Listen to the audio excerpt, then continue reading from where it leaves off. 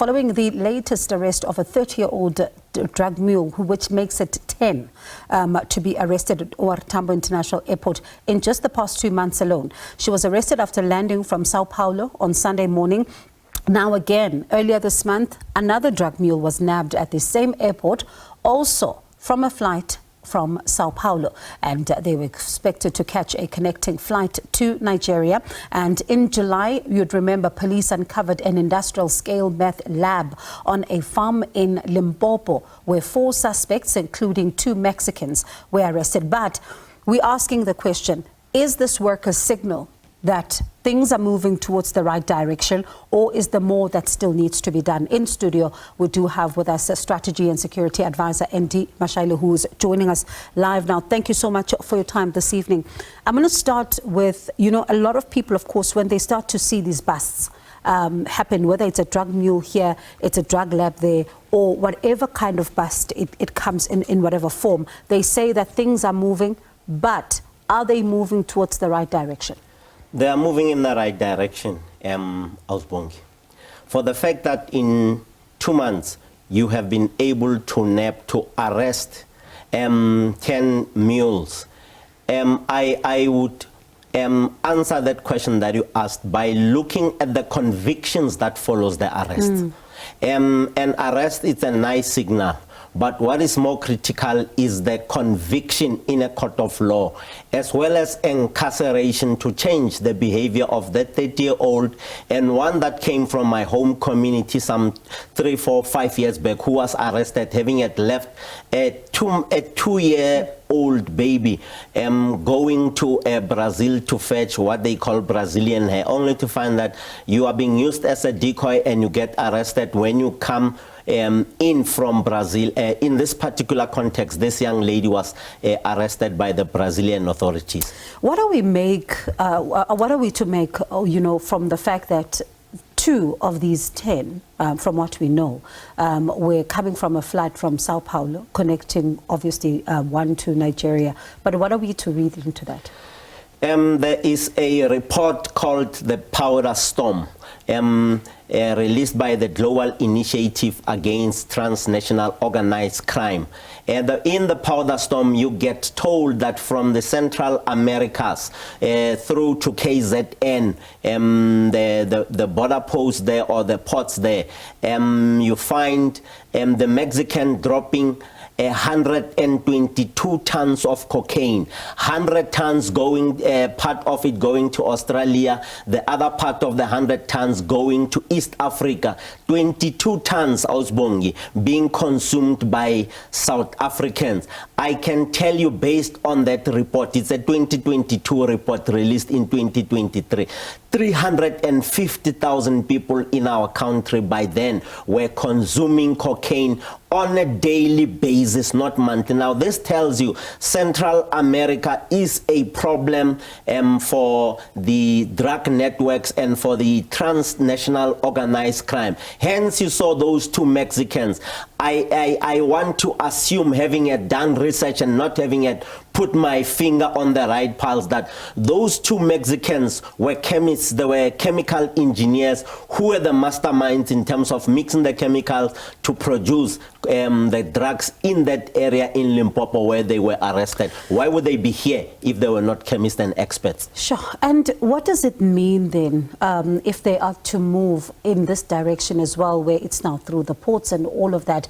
Are we as South Africa focusing even on all fronts to ensure that this is shut down, or is what we're seeing at the airports and what we saw in Groblersdal enough, or even to even get us to people that we call the kingpins? It means we are doing what we are expected to do by the ordinary you and I, the ordinary gogo, where you and I come from.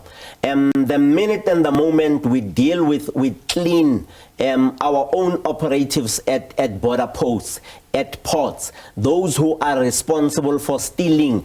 In 2016, if you remember, I think 8 of them were arrested for stealing drugs in the containment area. Those individuals being police members, and some of them having been caught from KZN using marked vehicles, arrested on their way with drugs to Gauteng. So these arrests and the gusto with which arrests are being made suggest that South African policing service and law enforcement agencies in the country and cooperating with their international counterparts are on the right path. In fact, Ausbongi, we have been excellent when it comes to policing our ports. It's only a few individuals who are elements subject to being the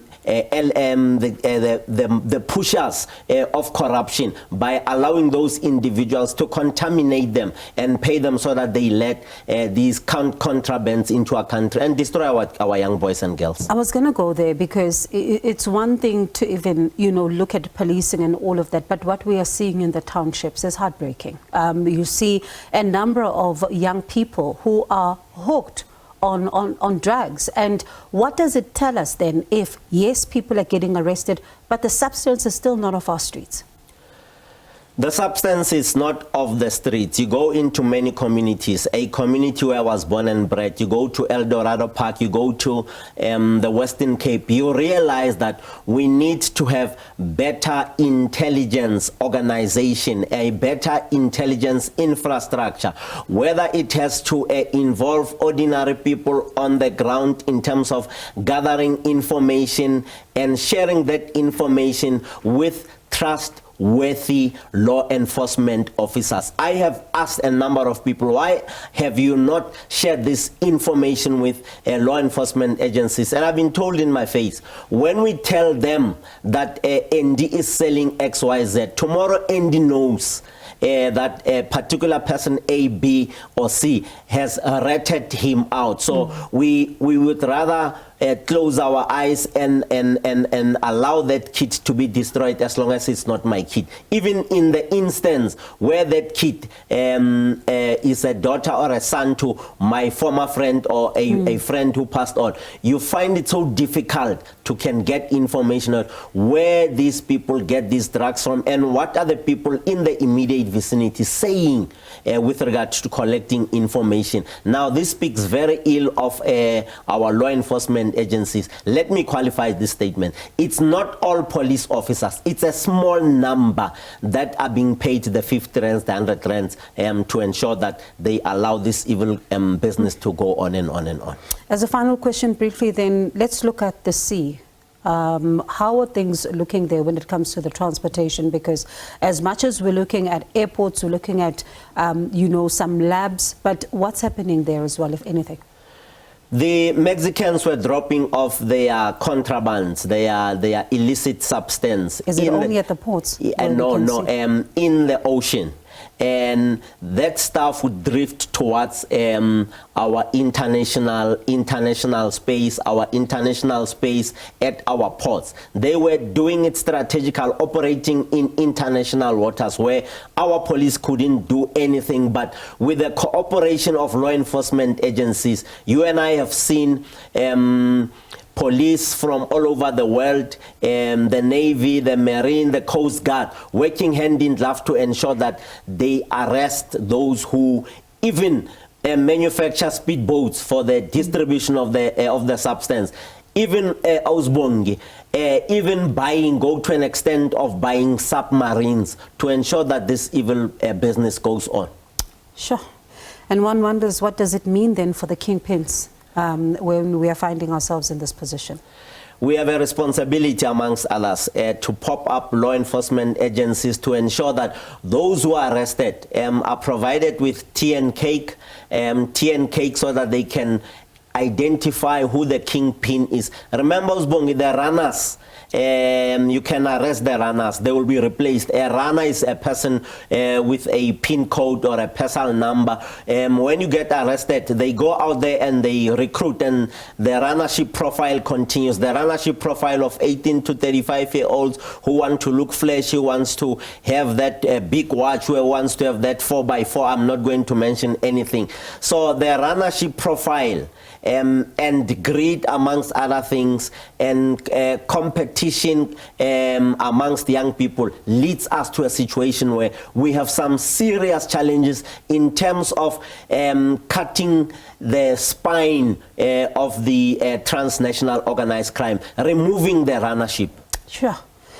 Certainly, we've just, not only begun to scratch the surface of this conversation, but thank you so much for coming through. And really, this is, one of those worrying developing stories as we continue then to see the arrest of some of the drug mules. But what does it mean for those who are behind some of these wide networks? And what will it take to even bring some of these networks down? Certainly conversations worth having. Again, that's Strategy and Security Advisor, ND Mashaile.